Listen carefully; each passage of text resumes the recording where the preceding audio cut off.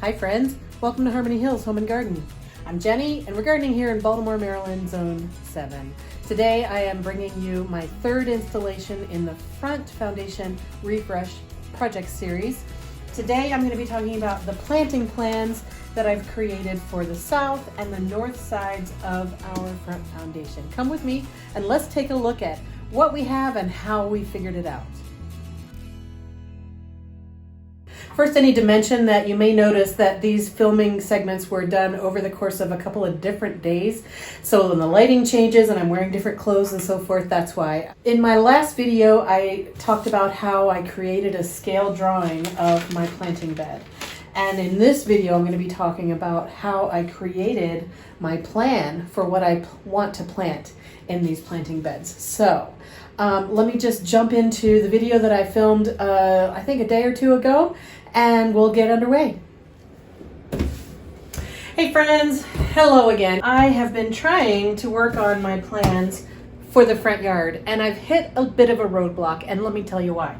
First of all, I did go through and I put all the current plants in roughly approximately where they currently are right now, and I've labeled them all. So this is what I have now. And so I was going to start a version that is what I want, including what I want to keep and the plants that I've already purchased that I want to put in, and then new ideas for other things that I want to put in here. The problem I'm coming up with is that this edge of the flower bed is driving me crazy. I don't want to do a refresh of this flower bed and leave this the way it is.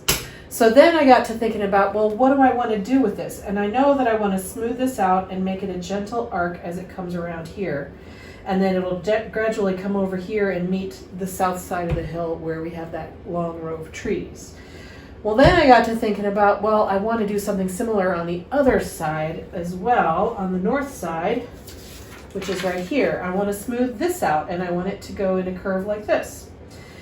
Well, then I got to thinking about, well, do I want to kind of get my big plan in place in my mind, at least on paper at least, for what I'm going to eventually do in the front yard? So that led me to set aside these current foundation bed plans and pull out my general property plan. Now this is a rough copy of actually the plot of land that we bought when we bought the house. This is what is on file with the city as far as where our driveway is, where our house is, where our front walk is. And then I took a pencil and I just hand drew in the current things that are roughly in the yard already. So this is roughly the front yard. Here's the house, front porch, front sidewalk. These are the new beds that I just made at the lamp post. This is a huge black cherry tree. There are some more trees along here that cast shade, but I don't know exactly where their trunks are. This is a rough idea of what the edge of the flower beds look like on both sides. This is a big walnut tree, this is the crepe myrtle, and this is a crepe myrtle. And then this is the front corner flower bed, and there are trees over here, I just didn't draw them in yet. So this is roughly what we're dealing with. So what I want to do is kind of play around with the shape of the lawn area. And I like to talk about the shape of the lawn rather than the shape of the flower bed. And when you talk about it that way, it makes your lawn more intentional. It makes it on purpose rather than this is the shape the grass is because I made flower beds, if that makes any sense at all. So I want to take a piece of tracing paper and put it over here, and I'm going to play around with some ideas for this garden. First thing I'm going to do is draw in the house. I'm not worrying about the backyard right now. All right, I'm going to go ahead and put in the stone pathways that we do already have. And I'm going to draw in the trees that are here already. Roughly over here on the south side, that's trees. Okay, and I'm going to draw in the trees that are already here. This is a crepe myrtle. And this is a black walnut. I'm just generally drawing the canopies. There is a tree over here as well, roughly right here. And there's a crepe myrtle here, approximately. And then the black cherry. All right, so that is, as you can see, kind of a general rough of the structures that exist. And I didn't put in the current flower bed borders because I want to change those.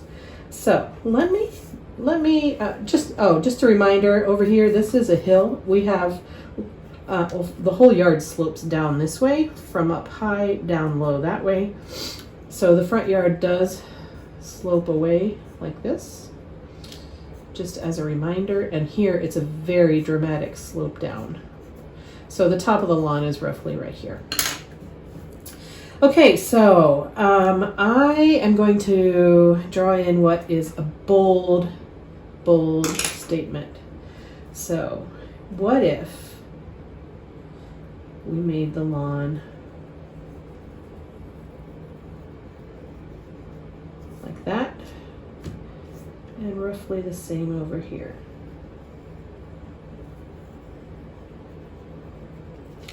Like that, maybe more. Like that. What if this was the lawn? And then that means that this would all be planting area. Ooh, that's bold. Look how much planting space we gain on the south side. The tree line is about here. Take this, convert it to planting area. This is already planting area. Extend it over here, incorporate the corner garden that's already planting area. Oh, nice. And then, how are we gonna deal with this? We do have a side yard over here. So,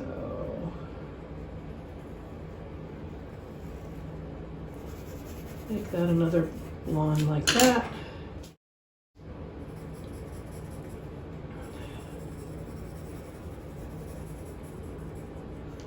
And then this is, again, where the hill starts in the tree line.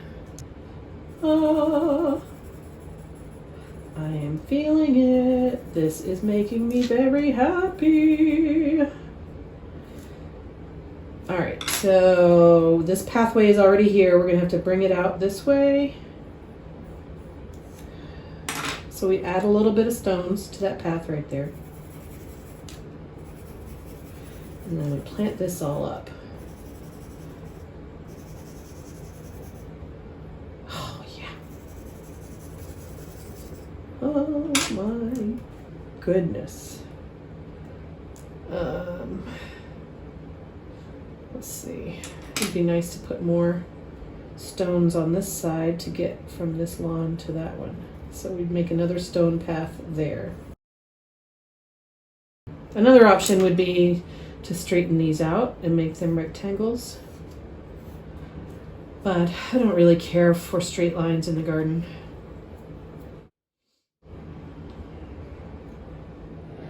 What do you guys think?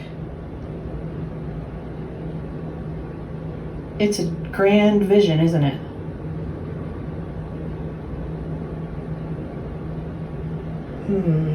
This is pretty bold. I mean, I was just supposed to be refreshing the front foundations. This is quite a bit more than that.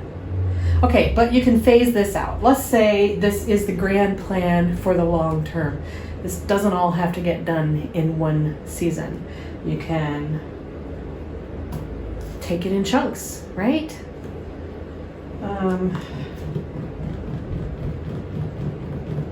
This is exciting. This is really exciting. So let's think about what this would do for this south foundation then. So if I'm back over here with this plan and I'm considering this, then what that does is, so it kind of would go kind of like that.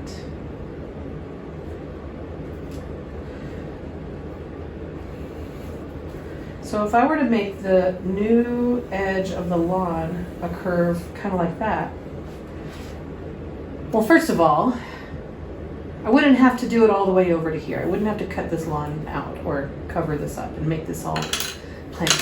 I could just smooth this part out and then rejoin over here. And just smooth out this lawn as the first step. So then this becomes planting space. And this little part there, and this little part there. And then this is all still grass. So this has a lot of merit. In fact, I could do this without ever going all this way, right? I could just smooth this out and take it around and never reshape the front lawn, except for this little part. So, okay, I've just convinced myself we are definitely going to smooth out this edge and take it around this way as part of this front refresh. We're not going to probably cut all this. We'll probably leave that where it is, but cut this edge right here. Yeah, and then we'll do the same thing on the other side. So the analogous thing over here would be to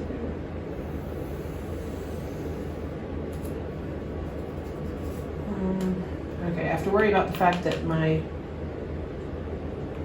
stone path ends. Do I want to just curve this like that? Just smooth this part out? Because if I pull this all the way around right now, I'll have to figure out what to do about these stones sooner rather than later.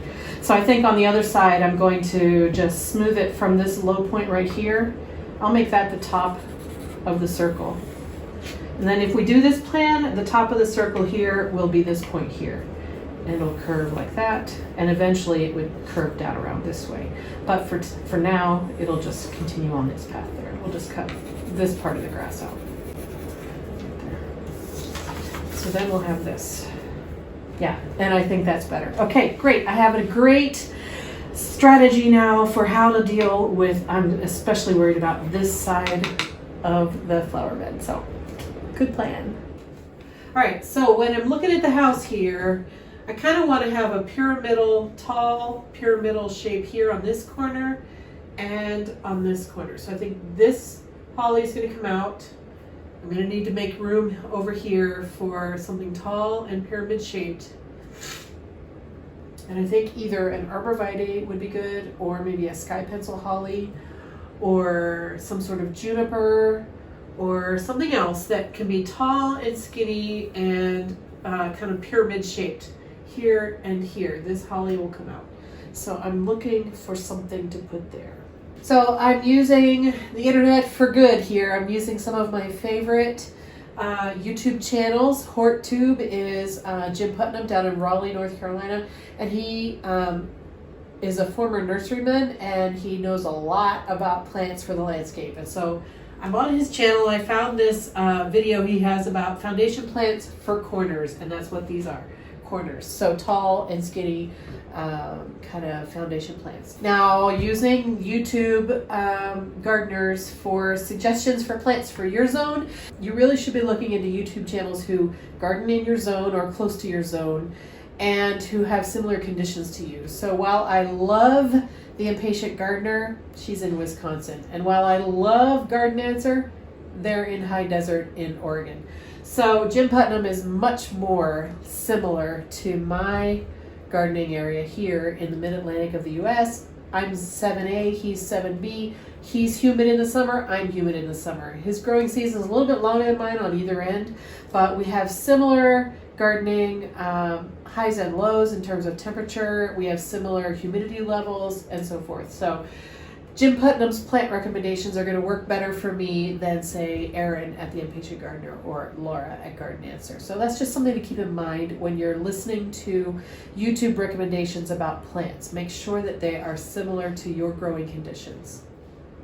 In the landscape in a lot of settings, I think DeGroote's Arborvitae is probably a better choice if you can find it for staying upright and narrow, but if you can...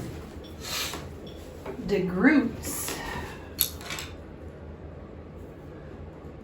This is a juniper right here with a similar growth habit called Hetsai. Junipers are tougher plants than arbor. Juniper. If you struggle with growing conifers in your area, junipers, especially as you move into the south, junipers are just tougher plants. Right there, that's Blue Point juniper. That's one of my favorite upright, narrow junipers. Of course, it's a Blue Point, of course. All right, so it looks like maybe instead of an emerald green arborvitae, which might get too big at the bottom, maybe I want a DeGroots arborvitae, or maybe I want a juniper, either a Hetzii or a Blue Point. So I'm going to be looking into those plants and see which one might be the best match for right here on the corner of the house. So I have a few things available to me. First, this is the plant list that I currently have in the garden. So every plant that's there is marked here and labeled. So that's what I currently have. This is my plan this is the first draft of the plan of what I want to put into place. So this has the new edging location as compared to the old one that you can see kind of under this tracing paper. And so I've put in this H here. This is the autumn twist azalea. You can see I've put in two different labels. One is the inner border. That's the size that it is right now. And then the outer is the size that it will eventually become. And I've done the same thing over here. I've got all of the shrubs that are in there right now. I've got them their original size and the size they should become over the next year or two as they continue to grow. I did put in one change. On this plan, you can see that there's currently a holly on the corner of the house here, a holly here, a laurel here, and a holly here, and then holly's back over this way. And the only things that I've put in so far is this holly here and this one back here. I will keep those. But on this corner, I'm going to put something tall and pyramidal, probably either an arborvitae or a juniper. I'm not sure exactly what yet, but I'll be researching good plant choices for this area. That's the only change that I've made so far. Everything else here is already in place. And so what I'm trying to decide right now is where to put those Gerard's Rainbow Leucothoides.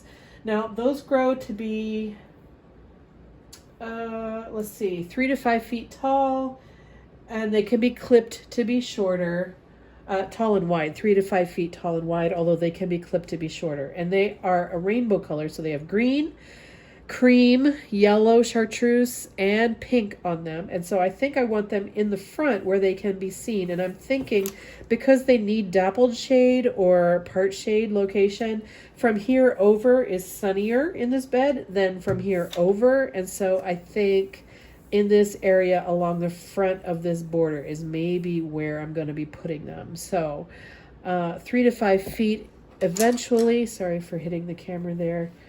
And I'm coloring them in yellow and green because of their coloration. So I think, let's see, if I put it along the front of this border, if I put it in front of this is Passionate Kisses Rose, and I believe this grows to be 4 feet tall and wide.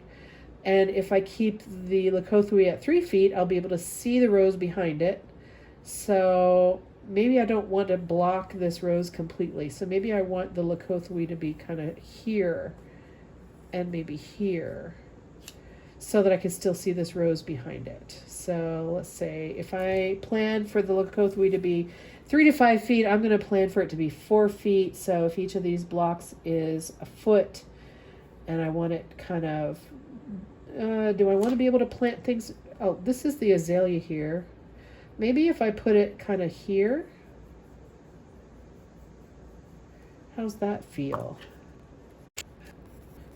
I'm going to go ahead and, sorry for hitting the camera again, I'm going to throw in some pink in here just so I remember that it does have pink coloration.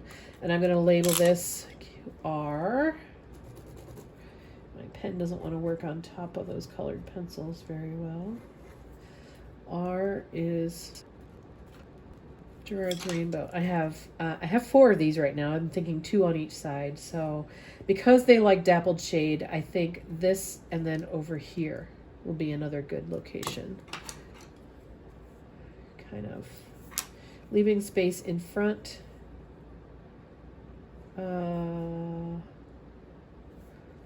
maybe like this. And so the reason I didn't put it back away from the edge of this border is because if I do create this border around this way, I'll want it, I'll have this planting space here between this edge and this shrub for perennials and things. Whereas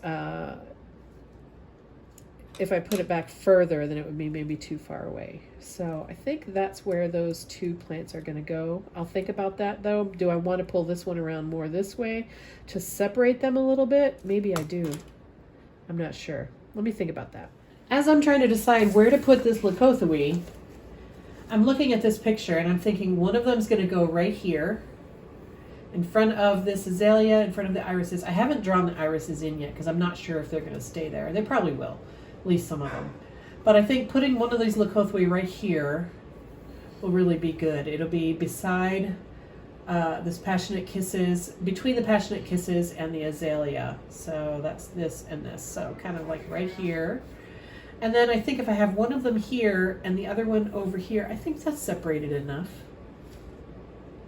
I think. So that's what I'm thinking right now. Now this scale is not exactly what you see here. So it's really going to have to, I'm going to have to decide once I'm in the planting space itself. But I'm thinking one of them here and one of them over here, and that'll be good.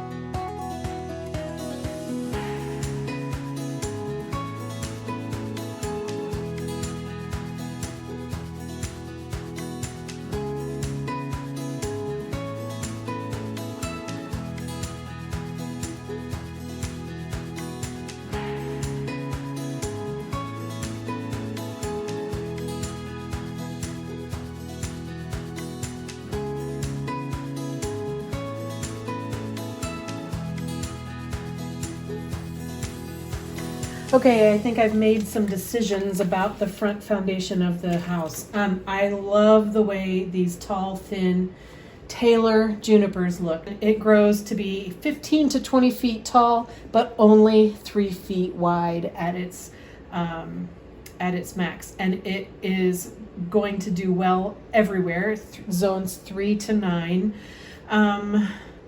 It's tall and thin, and I'm going to put in 4 of them. So this means I'm going to take out this laurel, take out this laurel, take out this holly, and put in Taylor juniper, Taylor juniper, Taylor juniper, and I'm going to add a Taylor juniper over here on the left side of this rhododendron. I'm excited about this plan because I think that the 4, first of all, it will be a nice accent across the pretty horizontal and relatively low growing landscape that we have so far. It'll add a touch of formality. I don't want a formal look to the house, but the house is a colonial revival. It is a symmetric house. You can see it's got a center entrance and symmetric windows and so forth.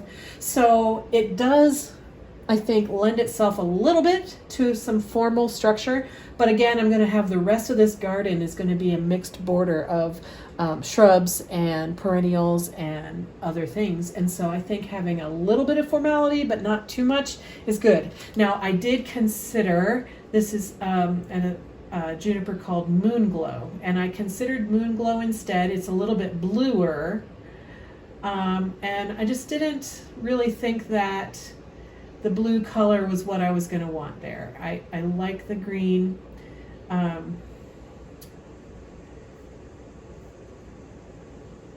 So the blue is it's just a tad too blue for my liking. Also, these are wider at the base than the Taylor junipers are. I think Moonglow gets to be about 4 to 6 feet wide at the base. I'm sure you could prune them, but that would be a task to have to stay up on. Whereas these Taylor junipers are only going to be 3 feet wide at the max at their bottom. And so that's why I'm really liking, and besides, I also like the green color better, actually. I think that one goes. So that's my concept for changing the look of the front of the house. Now, I don't know if I can get Taylor junipers locally. I will have to call around some of my local garden centers and see if they carry them in stock.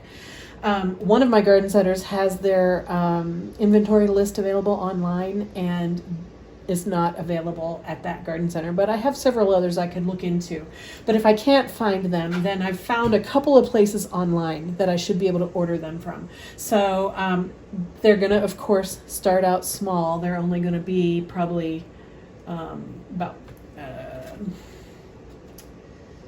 only about this tall to start. So I'm going to have to count on my imagination to, to picture in my mind what it will eventually look like. But I really think this is a winning strategy here. So that's one decision made. Yes. Okay, friends. I'm excited because I think I have a plan. I don't know if you're going to be able to see it from here. I'll pop it up on the screen. So this is what I currently have in the garden. And this is what I'm planning for the garden. And you're not going to be able to see what it is because I have my legend list right here. The bottom line is we're adding in 2 Taylor junipers right here on the front of the house. We're keeping this. We'll shear it up probably not until next spring when it's proper time for pruning. But we'll shear this into a tighter triangle. So we'll have these tall triangles, we'll have this short triangle, and then everything else is going to be kind of rounded or just kind of bushy shaped, not any particular shape. Okay, so I guess the best way to talk about this is to talk about what is coming out. So, right, here we are. So this holly right here is going to come out and be moved if I can get enough of its roots to come out. The spirea, the rose, the dwarf Alberta spruce, the lemon thread cypress, they're all staying. This holly is moving. This, what is that, a laurel? That laurel is coming out totally. I'm not moving it anywhere. I'm just going to be taking it out. All right, so this is moving. This is coming out. We're going to be putting in the Taylor juniper right there. And I'm hoping to move this to about right here. The juniper will be roughly over here, and this holly will come and kind of make a sister to this one right here.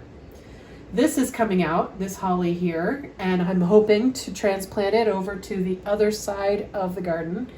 And then another Taylor juniper is going to go right there. Okay, so, and then I have plans to put in kind of behind where these yellow flowers are. Right in this area is where the Miss Kim lilac is going to go. It'll get enough sun there to thrive. Pretty much all the shrubs except this one and this one are staying. This shrub here is a holly. I think I'm going to keep it there, but I'm probably going to prune it into a triangle. I'm not sure. And then this holly behind it, I'll probably prune into a ball, and this will become a ball. And if this one will move over to there, it'll become a ball. So we'll have some balls, and then we'll have this tall juniper, and then we'll have this triangle. So that's what I'm thinking. The azaleas that I just planted here and here are staying. The roses here and here and here are staying. The irises are staying. The peony back here will stay. These are black and blue salvia, and they're normally annuals, although in Zone 7 they are perennial, but they're not going to stay there. I'm going to be putting the Miss Kim lilac right here, and then I bought 3 more lily tree bulbs those are going to go where these black and blue salvias are.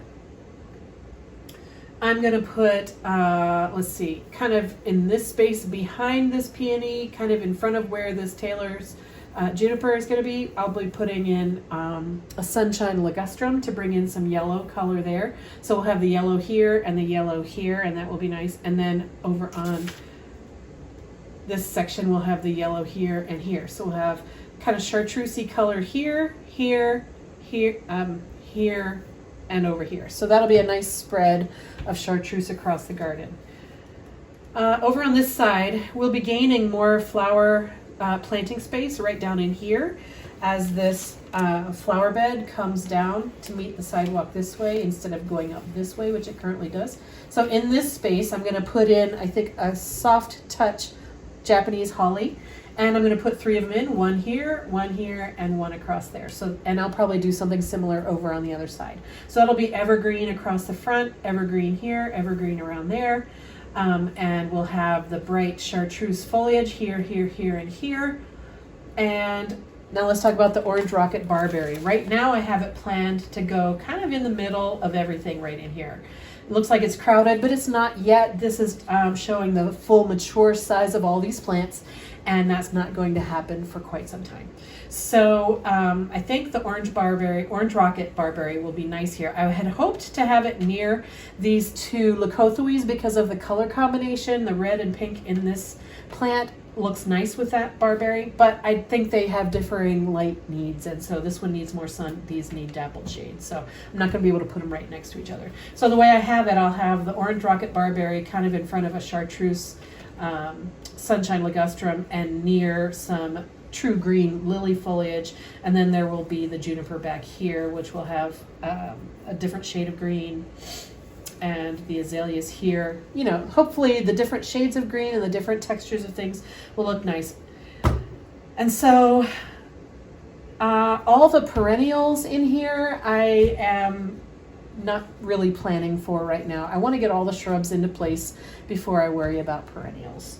I have some in the ground already out there, and I'm sure I'll be adding more. My goal is to have a beautiful, lush, 4-season interest garden, and it's going to take time. I know, because as I put in new plants, they need to grow. It's going to look like a big mulch pile for a while with polka dotted plants in there, but that's okay.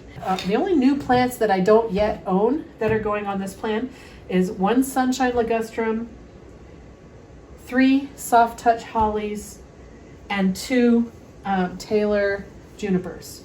So that's pretty good. I already own the other shrubs that are going to be going in here. So I think now I have a good plan in place, at least for the south side. I haven't turned my attention to the north side yet. So friends, that's where we are on this project. I'm excited. I have a plan. I hope that you learned something. Maybe you've never done a scale drawing before, or maybe you haven't ever worked with a planting plan. Some tools that I used. I, of course, have my colored pencils, which I love. I am a big fan of colored pencils. But I used the internet. I used a lot of research websites. I used my own photographs and my imagination. So you can do this too. All you've got to do is just open your mind to new ideas. If you have ideas for me in this planting plan, please put them in the comments down below. Some of you have already given me some suggestions on that first video, and I have been looking at the plants that you've named and seeing if maybe I can fit some of them into my garden. I haven't quite yet found a place for the things that have been suggested, but that doesn't mean I won't very soon. I would love to have your ideas about how you think this plan is going to play out. Yeah, let me know in the comments below what you think. Thank you so much for joining me. Have a wonderful day in your garden, friends. I'll see you again soon. Bye-bye.